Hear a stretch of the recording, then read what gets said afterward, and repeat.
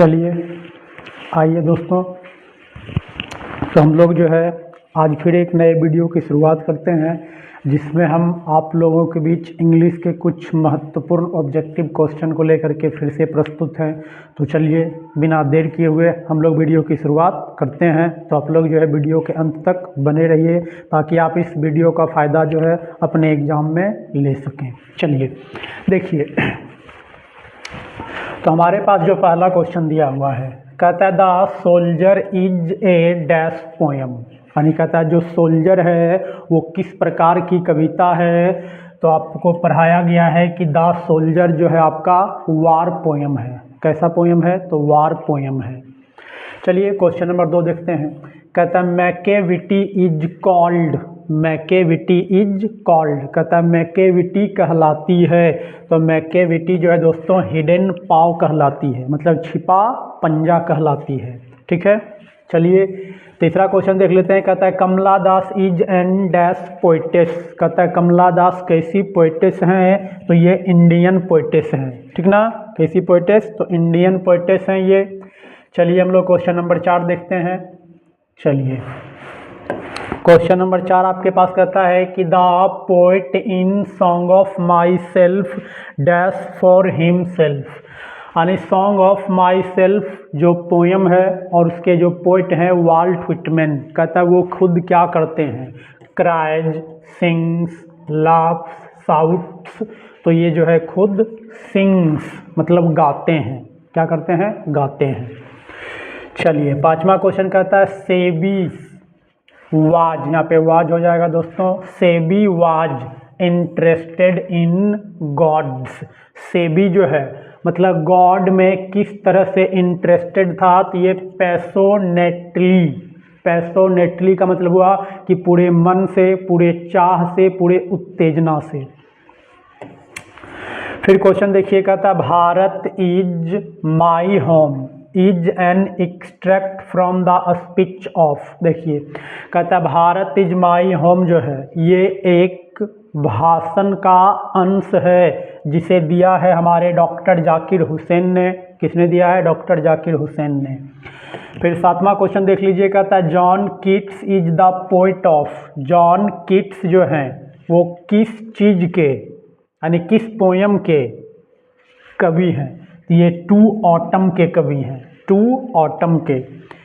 फिर अगला क्वेश्चन देखिए, कहता I have just taken the oath of loyalty to the, देखिए कहता मैंने अभी अभी जो है वफादारी का शपथ लिया है, मैंने अभी अभी वफादारी का शपथ लिया है। तो कॉन्स्टिट्यूशन ऑफ इंडिया, भारत के संविधान के प्रति, भारत के संविधान के प्रति। चलिए क्वेश्चन नंबर 9 की तरफ आते हैं। तो क्वेश्चन नंबर 9 आपके पास दिया हुआ है कि English is not our, English is not our मतलब अंग्रेजी जो है हमारी मातृभाषा नहीं है। आप लोगों को पता होगा कि हम लोगों की मातृभाषा क्या है? हिंदी है। तो ही कहता है कि English is not our mother tongue, मातृभाषा। फिर 10 देखिए, कहता है a marriage proposal is written by, a marriage proposal is written by, कहता ए मैरिज प्रपोजल जो है लिखा है तो इसको लिखा है किसने? तो आ जाइए एंटोन चेकॉब ने लिखा है, एंटोन चेकॉब ने। फिर 11 कहता है मनोहर मलगोनकर इज एन डैश राइटर, तो मनोहर मलगोनकर कैसे राइटर हैं दोस्तों? तो इंडियन राइटर हैं। फिर 12 कहता is a direct presentation of imaginative really on stage, तो देखो कहता है इसका जवाब हो जाएगा कि ड्रामा जो है ये एक प्रत्यक्ष प्रस्तुतिकरण है हमारे मंच के वास्तविक दृश्यों को दर्शाने का। तो ड्रामा हो जाएगा इसका आंसर। ठीक है, चलिए number 13 A pinch of snuff is written bye, अभी तुरंत पढ़ा है ए पिंच ऑफ स्नफ को मनोहर मलगोनकर ने लिखा है। ठीक है, नंबर 13 कहता I have a dream is A part of speech delivered by, कहता आई हैव ए ड्रीम जो है ये एक स्पीच है जो कि दिया गया है। तो आपको पता होगा Martin Luther King junior, Martin Luther King junior. चलिए हम लोग नंबर 14 देखते हैं। चलिए दोस्तों, तो नंबर 14 आ जाइए क्वेश्चन। तो कहता है papa please tell this gentleman whom they belong to us और हिम। कहता है पापा इस जेंटलमैन को बताइए कि ये जो चीज़ें हैं वो हमारी हैं कि उनकी हैं कि उसकी है। तो ये किसके बारे में कहा गया है? तो ए मैरिज प्रपोजल में ऑक्स मिडोज के बारे में कहा गया है। किसके बारे में? तो ऑक्स मिडोज के बारे में कहा गया है।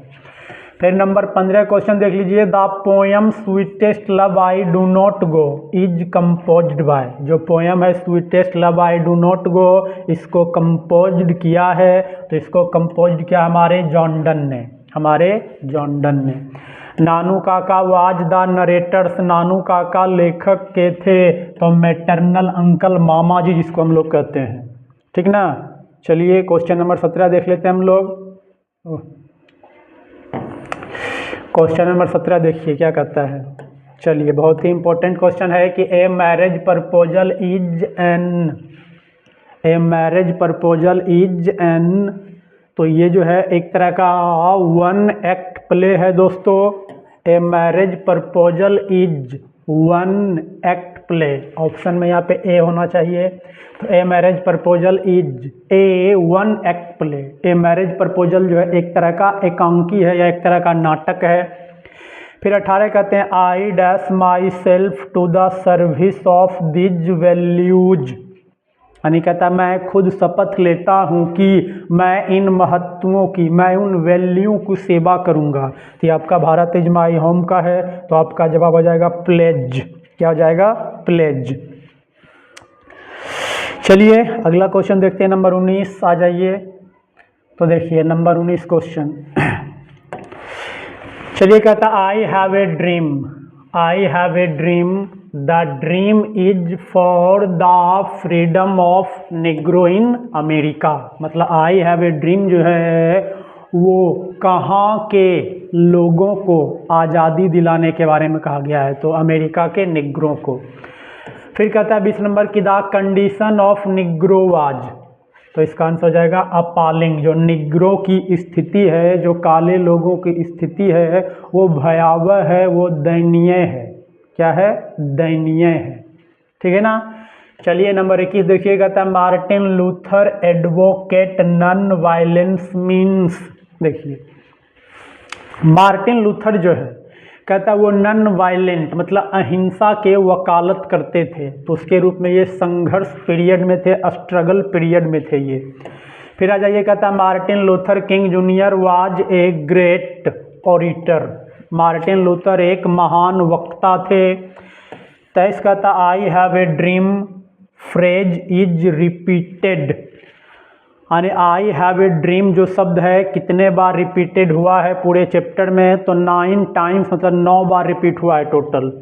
Martin Luther asks Negroes to the follow the path of non violence. मतलब मार्टिन लूथर जो है निग्रो लोगों को किस मार्ग पे चलने का अनुसरण या किस मार्ग पर चलने का सलाह देते हैं? तो नॉन वायलेंस। क्योंकि जो MLK जूनियर थे ये गांधीवादी थे और आपको पता है गांधी जी का सिद्धांत था अहिंसा। तो इन्होंने भी अहिंसा को अपनाया। ठीक ना। चलिए अगला क्वेश्चन हम लोग देखते हैं। कहता है Martin Luther king believed in the ultimate reconciliation between America and Negroes. मतलब मार्टिन लूथर किंग जो है वो विश्वास करते हैं कि एक ऐसा समय आएगा जब पूरे अमेरिका के लोग, चाहे वो निग्रो लोग हो चाहे वो वाइट पीपल हो, एक साथ रहेंगे। ऐसा समय आएगा। What were the things needed to remove the discontent of the Negroes? तो इसका जवाब हो जाएगा आपका फ्रीडम एंड इक्वालिटी। मतलब जो निग्रो लोगों का है उनको कौन सी चीज़ें हैं जो मतलब संतुष्ट कर सकती है, वो कौन सी चीज़ें जो है उनको संतोष दिला सकती है? तो वो फ्रीडम एंड इक्वालिटी है, स्वतंत्रता और समानता है। The first category of idea contributes to knowledge and technique. ये आपका जो है ideas that have helped mankind chapter का है दोस्तों, जिसमें कहता है कि जो विचार है, जो पहला कैटेगरी है वो पहला नॉलेज है और दूसरा क्या है तो वो टेक्निक है जिन्होंने मानवता की काफ़ी मदद की है। 28 कहता है SEBI lived in A dash town, तो सेबी जो है ये हार्बर टाउन में रहते थे, बंदरगाह वाले शहर में। Autumn is a season of मिलो फ्रूट फुलनेस हो जाएगा इसका जवाब। ऑड टू ऑटम लाइन का पंक्ति है। चलिए नंबर 30 देखते हैं। नंबर 30 जो क्वेश्चन है वो देख लीजिए क्या कहता है। तो क्वेश्चन 30 कहता है कि the poem the soldier is a dash poem, यानी जो द सोल्जर पोयम है वो किस प्रकार की कविता है, रोमांटिक है, पेट्रियोटिक है या कि क्लासिक है कि मॉडर्न है। तो आपको पता होगा कि द सोल्जर जो है एक पेट्रियोटिक पोयम है, एक देशभक्ति कविता है। तो जवाब हो जाएगा पेट्रियोटिक, देशभक्ति। 31 कहता है the redness of the fire appears to the poet, मतलब आग की जो लालिमा है वो कवि को कैसी प्रतीत होती है, तो वो क्रूअल प्रतीत होती है, निर्दयी प्रतीत होती है। फायर हिम का है ये। चलिए 32 Macavity is called a dash, Macavity जो है किस प्रकार की बिल्ली है दोस्तों, तो मिस्टीरियस या मिस्ट्री कह सकते हैं, मतलब रहस्यमयी बिल्ली है। चलिए 33 देखते हैं। 33 आपका क्वेश्चन दिया हुआ है, क्या है दोस्तों, तो KN Daruwalla is an dash writer, तो आपको पढ़ाया गया है फायर हिम में कि KN दारूवाला एक इंडो एंग्लिकियन राइटर है, ठीक है ना।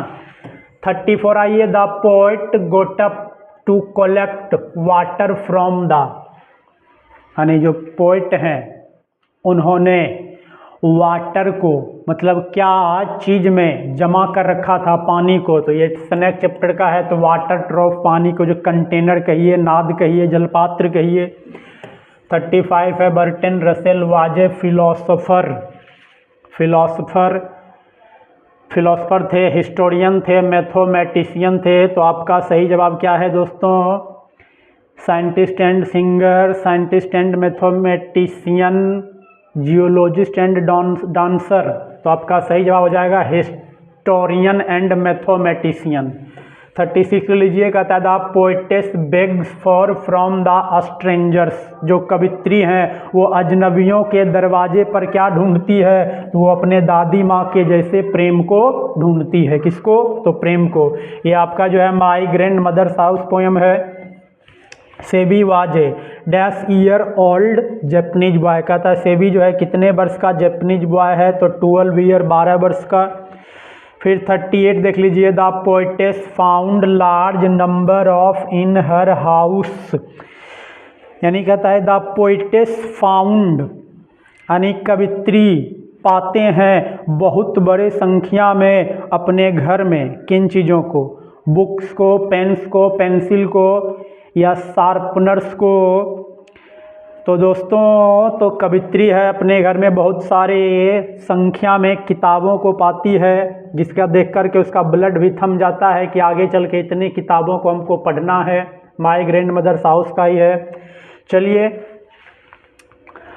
अगला कहता है the earth is a dash, the earth जो चैप्टर है वो किस प्रकार का विधा है, किस प्रकार की रचना है, ये आपको बताना है। तो द अर्थ इज जो है ये एक शॉर्ट स्टोरी है। तो 40 कहता है Sebi liked gourds which were in shape, मतलब सेबी को जो है किस आकार की कद्दू भाती थी, तो वो जो है सिमेट्रिकल मतलब गोल या अच्छे आकृति वाली। 41 देख लीजिए, कहता है सेबीस हॉबी वाज कलेक्टिंग, सेबी का शौक था इकट्ठा करना किन चीज़ों को, तो गॉड्स को, कद्दुओं को। दोस्तों तो सेबी जो है कद्दुओं का काफ़ी ज़्यादा मतलब दीवाना था, काफ़ी ज़्यादा उसको इंटरेस्ट था कद्दुओं के साथ। Indian civilisation and culture is a या एन ऐसे, ठीक ना। इंडियन सिविलाइजेशन एंड कल्चर जो है आपका फर्स्ट चैप्टर है जो कि एक ऐसे है। फिर देखिए कहता है Bharat is my home is a speech, Bharat is my home एक स्पीच है। Doctor Zakir Hussain was the president of India, कहता है डॉक्टर जाकिर हुसैन भारत के किनमें राष्ट्रपति थे, तो ये थर्ड प्रेसिडेंट थे, तीसरे राष्ट्रपति थे दोस्तों। चलिए 45 आते हैं हम लोग। आज मैं आपको सिर्फ 50 क्वेश्चन ही कराऊंगा, बाकी 50 क्वेश्चन हम लोग अगले वीडियो में देखेंगे। चलिए 45 आइए। Doctor Zakir Hussain considered Bharat is मतलब डॉक्टर जाकिर हुसैन समझते हैं कि भारत उसका क्या है दोस्तों, तो उसका घर है दोस्तों। अच्छा डबल 45 कर दिया, मिस्टेक है दोस्तों, कोई बात नहीं, इसको 66 कर लिया जाए। अच्छा चलिए कोई दिक्कत नहीं, नंबर से क्या मायने रखता है। I have a dream is a speech. फिर देखिए 46 फिर से आते हैं। Pharaohs were the rulers of ancient Egypt हो जाएगा, फर्स्ट चैप्टर है इंडियन सिविलाइजेशन एंड कल्चर का। कहता फाराओस इजिप्ट के प्राचीन शासक थे। कौन थे? प्राचीन शासक थे। चलिए हम लोग आते हैं 47 आ गए हैं।